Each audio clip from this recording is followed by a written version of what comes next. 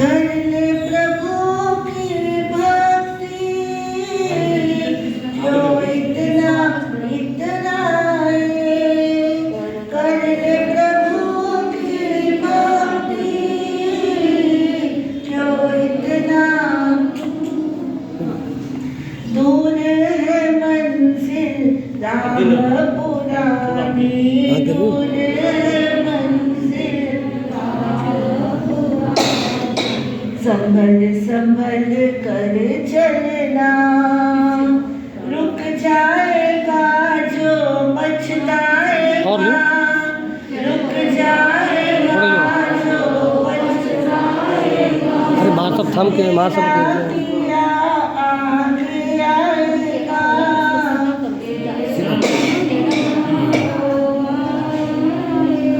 सुख दुख में ना तू मुरझाना, सुख दुख में ना तू मुरझाना। प्यारे सुन ले प्रभु को भज ले, प्यारे सुन ले प्रभु को भज ले, प्यारे सुन ले प्रभु को भज ले, प्यारे सुन ले प्रभु को भज ले। शासन पिता देवाधिदेव चरम तीर्थंकर श्रवण प्रभु महावीर स्वामी, परंपराचार्य वर्तमान सभी आचार्य, आराध्य गुरुदेव गुरुजी जी महाराज सबके पावन श्री चरणों में हृदय के आनंद आस्था के साथ कोटिश्वर वंदन नमन। स्नेही सहयोगी महासिद्धि प्रशंसा श्री जी, दौल नगर के सुश्रावक श्राविकाओं भाइयों एवं बहनों, हमारे संतोष जी चातुर्मास कमेटी के अध्यक्ष, आपकी जिम्मेदारी है आप भी समय पर आइए और औरों को मैसेज दीजिए और सबको लेकर के आइए समय पर, प्रवचन में प्रार्थना में।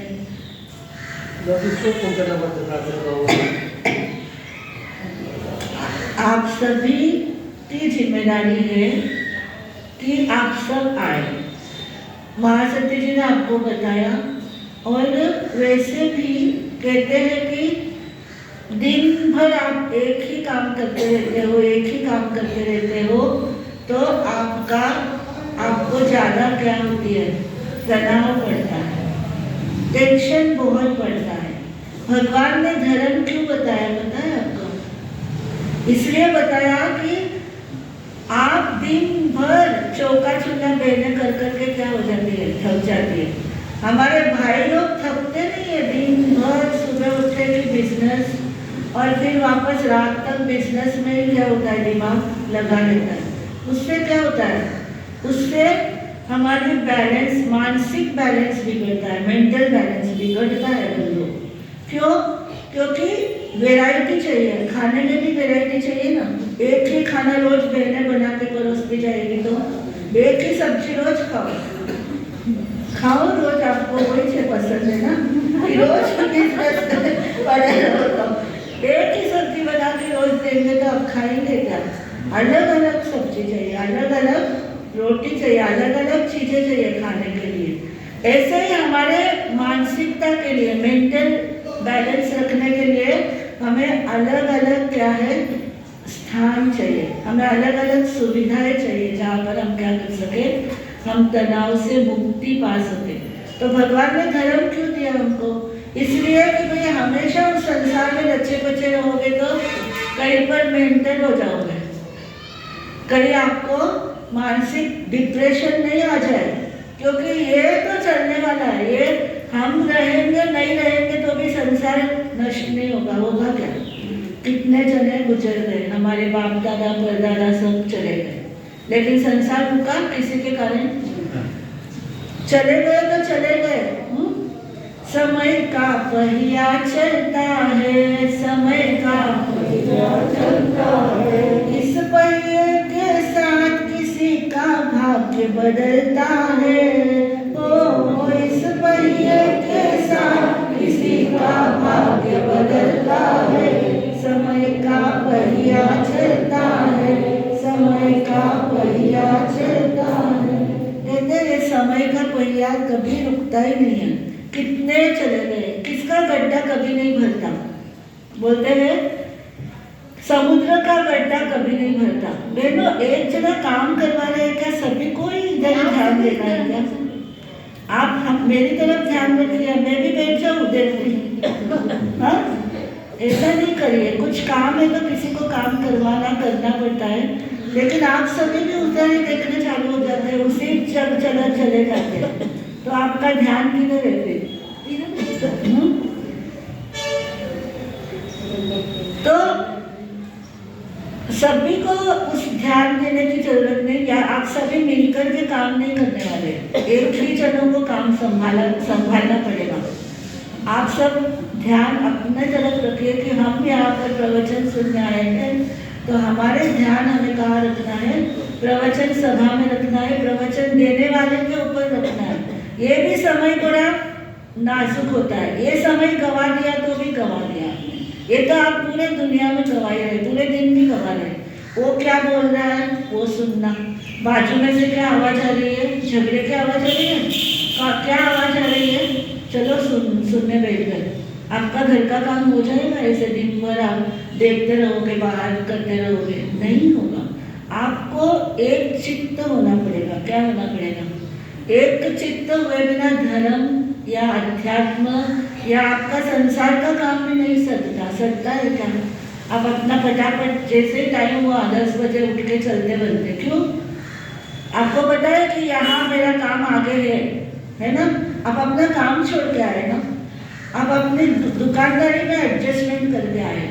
हम भी अपना स्वाध्याय के टाइम का एडजस्टमेंट करके हम आपके पास आए, यानी हम एक कुछ करने के लिए आए, कुछ पाने के लिए आए हैं, कुछ हमें मिल जाए भगवान की वाणी से, हमारा जीवन में भी कोई बदलाव आ जाए, इसलिए तो हम आए।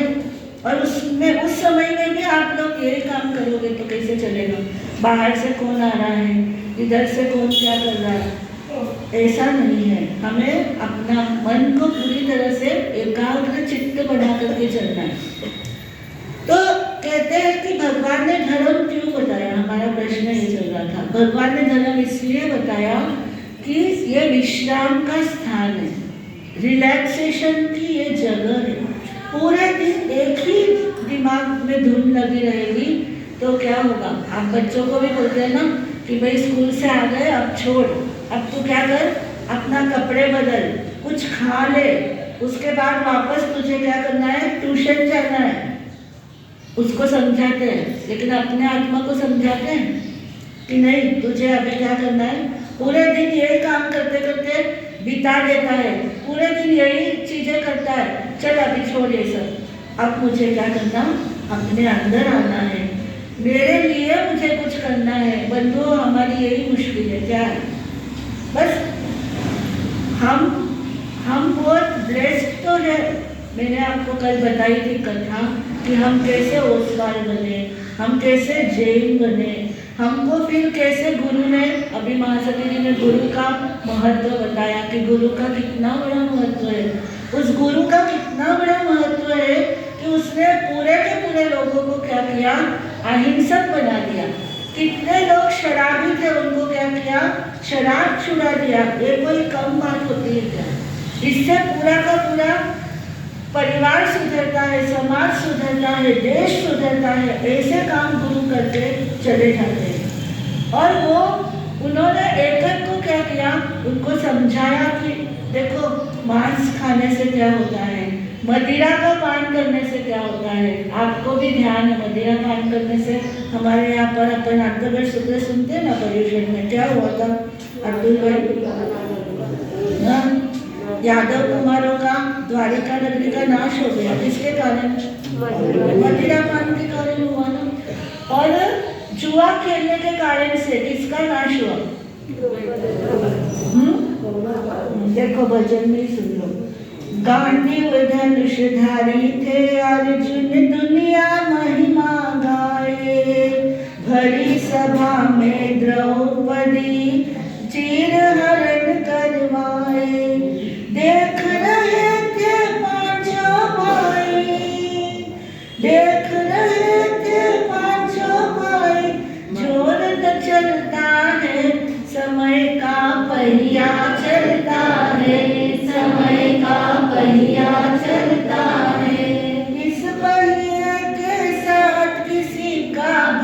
भाग्य बदलता है। ओ, इस पहिए के साथ किसी का भाग्य बदलता है। समय का पहिया चलता है, समय का पहिया चलता है।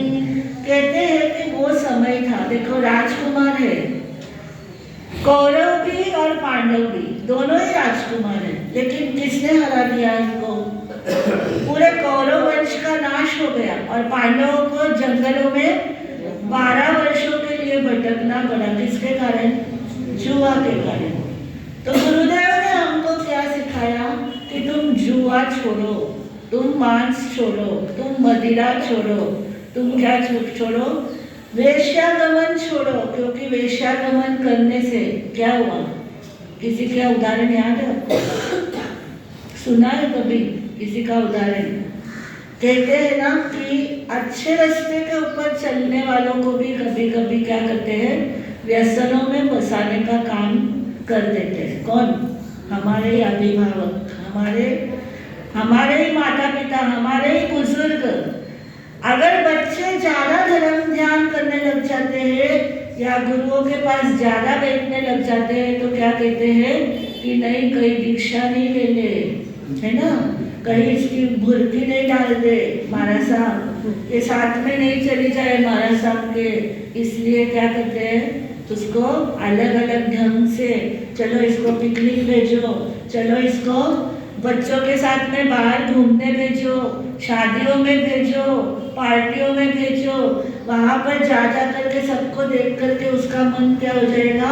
पलट जाएगा। बंधु, मोह आपकी तो इसी जन्म की बेटी या बेटा हुए, पिछले जन्म में आपकी बेटी बेटा था क्या वो? हाँ, आप उसके बाप थे, आप उसकी माँ थी।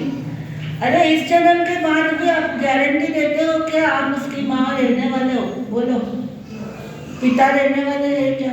दादा दादी रहने वाले हैं क्या उसके? अरे इस जन्म में भी पता नहीं कितने साल किसके जीने हैं, जिनवानी माता है। और अगले जन्म में भी हमारे साथ में उस रिश्ते का वापस क्या जुड़ाव होने वाला नहीं है। देखो दशकालिक सूत्र की रचना करी तो मयनक जो मुनि थे, 6 महीने के लिए पिता ने, जो साधु बन गए स्वयंभू आचार्य, और वो पिता से मिलने आया, बोला मैं पिता से मिलना चाहता हूँ।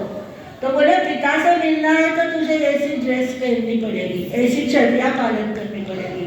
पिता खुद बोलते हैं उसको, तो कहते हैं मैं ऐसा सब कुछ करने को तैयार हूँ, है ना।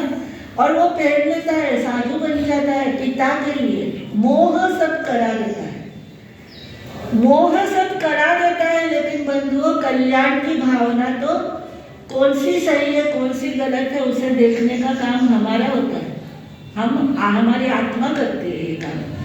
तो उस समय आचार्य स्वयंभू ने देखा, उसके लक्षण देखे, 14 पूर्व के धारक है, उसके हाथ की रेखाएं देखी कि अरे इसकी उम्र तो केवल 6 महीने की है बस। और 6 महीने में अगर इसने मनुष्य जीवन को अच्छा सफल कर दिया तो बड़ी बात है, और नहीं किया तो 84 में कहीं भी दुर्गति हो सकती। कौन सी गति में जाएगा पता नहीं। उन्होंने किसी को नहीं बोला, उसको भी नहीं बोला बेटे को कि मैं तेरा बाप हूँ। और 6 महीने तक उसको 14 पूर्व के आगमों में से 60 साल की सब चीजें निकाल करके, उसको जैसे पेटी में से रत्न निकाल करके बच्चों को देते हैं, संभाल करके रखते हैं। बेटा देख, कभी भी मैं रहूँ नहीं रहूँ, तेरे ऊपर कोई भी ऐसा आ जाए इमरजेंसी कि खाने को भी नहीं मिले, तब ये खोल करके पेटी जरूर देख लेना। जाते जाते भी पिता क्या करते हैं? पुत्र को शिक्षा देके जाते हैं, नसीहत दे करके जाते हैं। इसी तरह से उन्होंने भी उनको पता है कि ये रत्न तो यही ले जाने वाले हैं, मैं इसको जो रत्न दूंगा वही उसको क्या होंगे? अगले जन्म में चलने वाले, इसकी सदगति को दिलाने वाले। उन्होंने 14 पूर्वों के एक अच्छे चीजों को, सूत्रों को निकाल करके उसे समझाया। अपने साधुओं को, जो बड़े बड़े साधु थे बुजुर्ग, उनको कहा कि इसको सेवा करने देना, इसको नया दीक्षित है सोच करके इसको पीछे नहीं छोड़ना, इसको जो भी करे इसको करने देना। 6 महीने तक उसको सब कुछ इतना उसको सिखाया कि दशकालिक सूत्र की रचना हो गई। और उसके बाद में 6 महीने के बाद में जब पिता के सामने पुत्र का स्वर्गवास होता है, तब आप लोगों को अनुभव है कि अपने सामने अपना लड़का चला जाए, अपनी बच्ची चली जाए, तो माँ बाप के दिल पे क्या गुजरती है। हाँ, वो क्षण तो वही महसूस कर सकते हैं, दूसरे को अनुभव कराने की बात नहीं होती। तो उस समय वो आंखों में से तो आंसू आए, तो शिष्य पूछने लग गए कि भाई गुरुदेव, कठिन से कठिन परिस्थिति में चट्टान की तरह आप दृढ़ और मजबूत रहने वाले, क्या बात हो गई। तब उन्होंने स्पष्टीकरण किया कि ये मेरा पुत्र है, ये पिता के मोह के कारण से इसने मैंने जो कहा वो किया, जो इससे कराया किया, संयम लेने के लिए किया तो संयम भी लिया। और इसने क्या किया, अपना 6 महीने के जीवन में इसने अपने मनुष्य जीवन को क्या किया, सुधार लिया, कल्याण कर लिया। मुझे इस बात की बहुत खुशी है और गर्व है कि मैंने इसको क्या किया, पिता के कर्तव्य से इसको अच्छी तरह से मैंने इसको निभा लिया और वो उसकी सदगति हो गई और वो पिता का कर्तव्य पूरा कर गई। तो कहते बंधु, मोह होता है ना, कृष्ण के कितनी थी, 16,000 रानियां, पुत्र कितने थे, बहुत पुत्र थे, पुत्रियां कितनी थी, बहुत थी। लेकिन वो क्या कहते थे कि अगर तुझे दासी बनना है या रानी बनना है, क्या पूछते थे पता है, सुना है कभी आपने, तुझे रानी बनना है या दासी बनना है। कोई बोलता था कि मुझे रानी बनना है, तो बोले जा भगवान अरिष्टनेमि के शरण में चला जाओ, वो रास्ता रानी बनने का है। और कोई बोले दासी बनना है, तो चल मैं तेरी शादी रचा देता हूँ, तू दासी बन के रह। क्या करते, समझ गई है, हंस रही है मंगल दिन। हाँ, तो बोले दासी बनना है तो जा संसार में, और रानी बनना है तो कहाँ जा, अरिष्टनेमि भगवान के चरणों में। वहां पर मुक्ति वधू को वरण करने का और रानी बनने का असली मौका है, जहाँ पर अपनी सारी भीतर की जो अच्छाई है उसको क्या करना है, उजागर करने का समय होता है। अपने भीतर की सारी पोटेंशियलिटी को, जो भी कैपेबिलिटीज, जो आंतरिक क्षमताएं हमारी है, आत्मिक क्षमताएं, उसको जगाने के लिए वही सही रास्ता है। तो ये तो है कल्याण की भावना। और मोह की भावना ऐसी है कि चलो रुलने तो, हम भी रुले संसार में, तू भी रुल बेटा, अच्छी बात है ना। ऐसा नहीं करना है, हमें जिनवाणी मिली, हमें ऐसे गुरु मिले जिसने हमें क्या सिखाया, हमें इन व्यसनों से दूर होने का। बंधुओं, अच्छे धर्म के रास्ते पे दीक्षा लेगा वो तो कोई कोई बितला ही रहता है, लेकिन एक बात जरूर है कि वो गुरु के सत्संग में आएगा तो वेश्यागमन तो नहीं करेगा कम से कम। तो मैं आपको बता रही थी उदाहरण, आचार्य स्थूलीपत्र जो हुए थे। आचार्य स्थूलीपत्र के पिता जो थे, नंद राजवंश, जो हमारे भारत में नंद का राजवंश चला था, तो वो नवम नंद के क्या थे, राजपुरोहित थे। राजपुरोहित यानी राजा के गुरु। और राजा कुछ भी करते हैं तो किससे पूछते हैं, अपने राजपुरोहित से कंसल्टिंग करते हैं। उनके वो पुत्र है स्थूलीपत्र, और उन्हीं के भाई है श्रीयक, और उनकी 7 लड़कियां हैं। 7 लड़कियां उनकी है, जो यक्षा, यक्षदिन्ना, भूता, भूतदिन्ना, बहुत गजब की है ये लड़कियां भी। अपन अभी स्थूलीपत्र का सुना रहे, फिर कभी मैं सुना दूंगी उनके बारे में। तो स्थूलीपत्र का मन उदासीन रहता था, घर के कामों में उसका, या बिजनेस के कामों में, या मैं भी राजा के दरबार में जाऊं, ये सब उनको पसंद नहीं था। तो बड़े कहीं पर भी उनको किसी मनोरंजन में जाना, किसी पार्टी में जाना, किसी शादी में जाना उनको पसंद नहीं आता था। तो पिता ने क्या किया उनको पता है, उन्होंने उस समय गणिकाएं होती थी, आज हम जिनको वेश्याएं बोलते हैं, लेकिन वहाँ गणिकाएं जो होती थी वो वेश्या का काम नहीं करती थी, वो क्या करती थी, नृत्य करती थी, मनोरंजन, जैसे आप लोग टीवी देखते हो वैसे वहाँ पर वो मनोरंजन करती थी लोगों का। प्रॉपर वेश्या नहीं, उनको गणिका बोलते हैं। हमारे आगमों में कई जगह पे गणिकाओं का वर्णन आता है कि गणिकाएं रहती थी। जो गणिकाएं क्या करती थी, नगर वधू कहलाती थी और नगर के सभी लोगों का वो क्या करती थी, अपने नृत्य आदि से मनोरंजन करती थी। तो उसको भेज दिया कोशा गणिका के यहाँ, कोशा वेश्या के यहाँ। और वो कोशा वेश्या के यहाँ पर जाकर के ऐसे दंतचित्त हो गए कि वहाँ पर अब वेश्या के घर में क्या शराब नहीं होती, कि वहाँ पर क्या गंदे ये नाच गाने नहीं होते हैं, क्या नहीं होते हैं। वहाँ पर वो सभी तरह के व्यसनों के अंदर क्या हो गए, डूब गए, वेश्या के मोह में डूब गए। कितने वर्ष तक डूबे मालूम है ना आपको? कितने वर्ष रहे? 12 वर्ष। स्थूली भद्र प्रया चातुर्मास वेश्या केरी शारमा दहे अंग अनंगनी आग कोशा करे बीनती। वो कोशा के मोह के अंदर 12 वर्ष हो गए।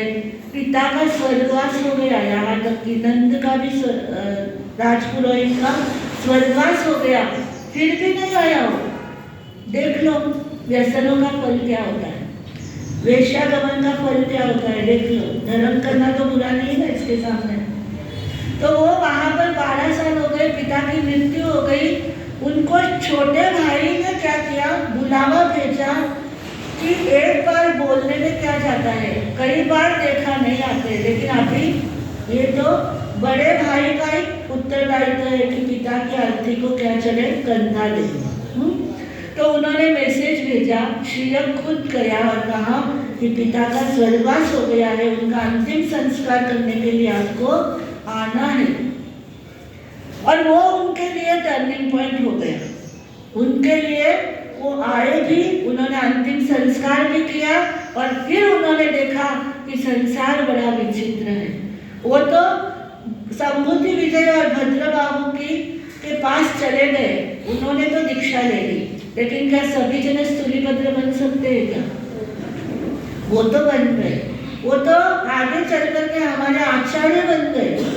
भद्रबाहु के बाद अंतिम आचार्य स्थूलीभद्र, जिनको 14 पूर्व का ज्ञान यानी 10 पूर्व का ज्ञान टेक्स्ट मूल सहित और 14 पूर्व का ज्ञान उनको मूल सहित और 10 पूर्व का ज्ञान उनको अर्थ सहित हो गया था। वो तो आचार्य स्थूलीभद्र बन गए, लेकिन बंधुओं सभी कोई स्थूलीभद्र बनने वाले नहीं है। गलत रास्ते लग गए तो गलत रास्ते को छोड़ना महा मुश्किल का काम है, बहुत कठिन काम है। इसलिए कभी भी भूल करके किसी को धर्म के रास्ते से पलटने के लिए पाप के रास्ते में कभी मत भेजना। उनको धर्म के रास्ते में गए तो कोई दिक्कत नहीं है, कोई गलत काम नहीं कर रहा है, बल्कि आपके नाम को 4 चांद लगा करके यशस्वी बनाएगा। कोई बच्चा धार्मिक है तो व्यसनों से मुक्त होगा और वो पूरे नगर के अंदर, पूरे गांव में और पूरे समाज में क्या होगा, वो एक प्रतिष्ठित व्यक्ति के रूप में सुशोभित होगा।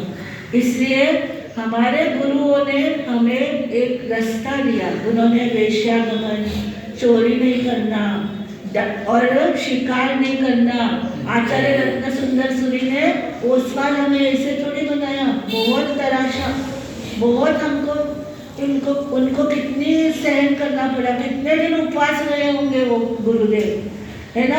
तब जाकर के उन्होंने तराश करके लोगों को क्या बनाया, व्यसन मुक्त बनाया। आज फिर से वही समय आ रहा है आगे, ध्यान रखो। वो समय गया नहीं, आ गया वापस। इतने समय नहीं था, अब वापस वो आ गया है कि यहाँ पर क्या हो गए, खुले आम हमारे लड़के लड़कियां शहरों के अंदर जो पढ़ती है, गांव के अंदर भी होने लग गया अभी, है ना, कि खुले आम क्या करते हैं, शराब पीना गलत नहीं समझते। शादियों में आम तौर पे क्या होता है, खुल्ला ये सब कुछ चल रहा है।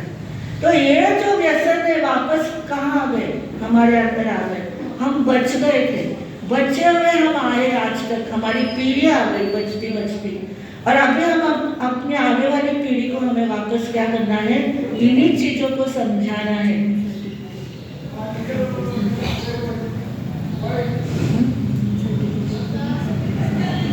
हाँ, तो हमारे यहाँ पर वापस क्या है, हमको ये प्रतिज्ञा सूत्र दिया आचार्य रत्न सुंदर विजय जी ने, सुंदर सूरी जी महाराज ने, कि तुमको ये 7 व्यसन का त्याग करोगे तो तुम्हारी एक कम्युनिटी बनेगी, एक तुम्हारी समाज बनेगी, और फिर तुम्हारा सब कुछ उसी समाज के अंदर होगा। ये व्यवस्था क्यों दी? इसलिए दी कि फिर आगे ये नहीं रहता है ना कि एक खा रहा है। हमारे दूसरी समाज को आप लोगों ने देखा है, जो मार लेते हैं ना, तुलसी की मार ली वो ही छोड़ते हैं।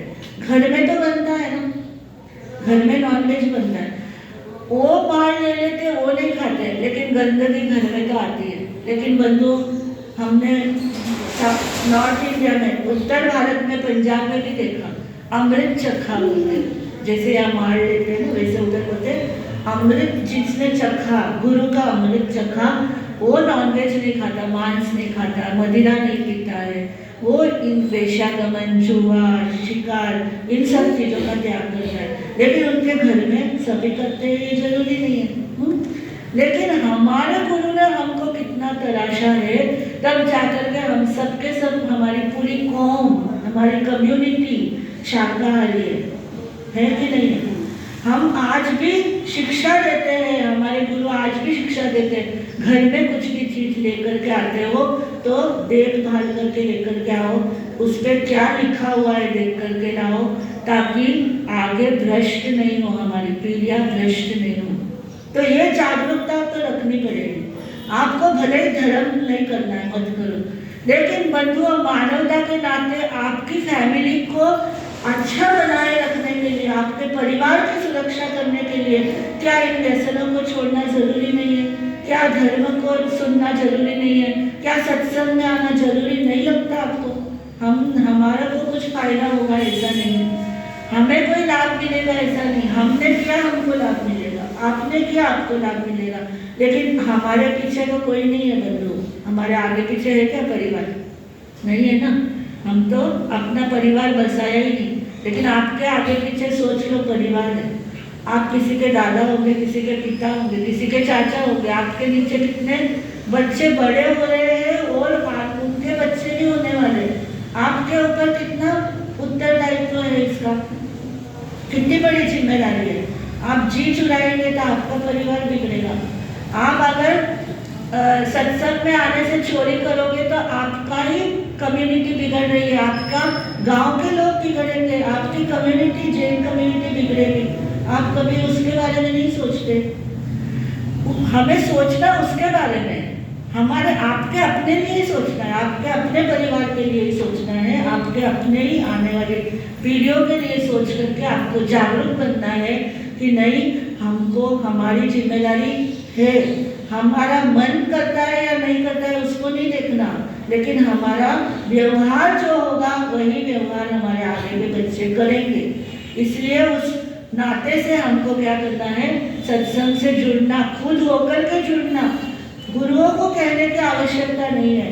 गुरु आए, गुरु सत्संग करते, गुरु अच्छी बात बताते हैं, इसलिए तुम गुरुओं के पास जाओ।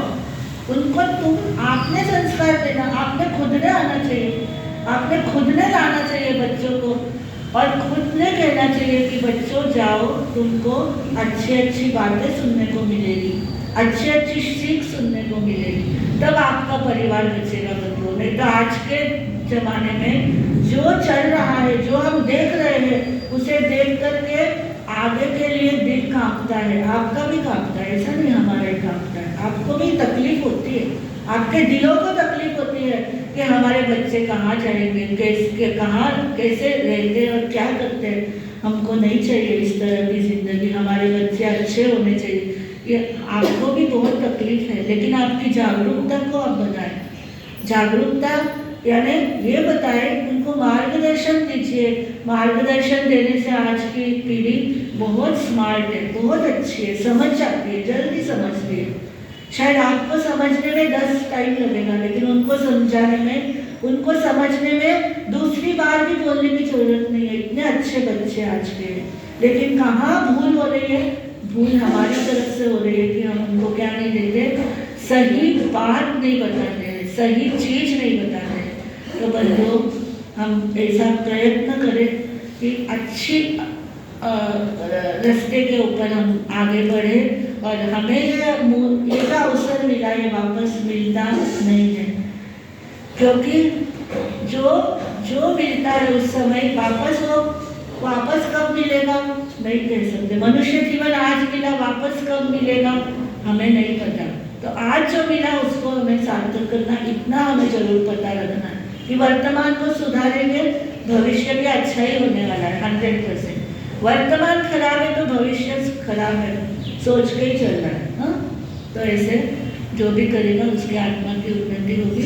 प्रेम एक बने और नेक बने, यही चाहे प्रभु जी, यही चाहे।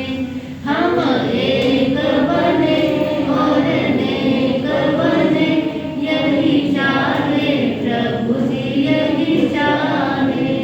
श्री कृष्ण से मैत्री निभाए, श्री कृष्ण से मैत्री निभाए। जीवन में दया अपनाए, जीवन में दया अपनाए। हम प्रेम करें, नफरत ना करें, यही चाहे प्रभु जी, यही चाहे। हम प्रेम करें, नफरत ना करें, यही चाहे प्रभु जी, यही चाहे। हम एक बने और नेक बने, यही चाहे प्रभु जी, यही चाहे। यही चाहे प्रभु जी, यही चाहे। आज 23 तारीख है। आज स्वस्तिक नवस्मरणिका तप का प्रारंभ हो चुका है, और कई बहनों को आज क्या है, एकासन की तपस्या है। उन सभी के लिए हमारी मंगल भावनाएं हैं, सद्भावनाएं हैं कि आपकी ये तप, एकासन तप बहुत ही अच्छी तरह से आप जो संकल्प लेकर के उसे शुभ आरंभ कर रहे हैं, वो संकल्प आपका क्या हो, पूर्ण हो। देवगुरु धर्म की आपको पूरी कृपा मिले। तो उसकी जो विधि है वो एक इधर भी लिखी हुई है और बोर्ड के ऊपर भी लिखी हुई है। तो उसके अनुसार आप क्या करें, विधि करें। और हमारे मंदिर मूर्ति पूजक बहनों के लिए जो वो विधि करते हैं, इच्छामित्रमासनों का और स्वस्तिक बनाने का, जो आप करते हैं वो आप करिए, और बाकी स्तोत्र आप पढ़ लीजिए। तो एकासन वाले दिन आपको विधि करनी है, पारने वाले दिन विधि करना कंपलसरी नहीं है। किसी को लगातार एकासन करके पूरा करना है स्वस्तिक का तप तो भी कर सकते हैं, तो 30 दिन में पूरा होता है। और अगर आप गैप में करते हैं, क्योंकि हर एक का स्वास्थ्य साथ नहीं देता है, इसलिए हमने इस तरह से गैप के साथ रखा है कि जिसको स्वास्थ्य के लिए थोड़ी प्रॉब्लम आती है तो वो क्या करे, आराम से एक दिन छोड़ करके या 2 दिन बाद फिर थोड़ा एक दिन उनको इंटरवल मिल सकता है। दवाई पानी वगैरह है तो आप लोग आभार रख सकते हैं।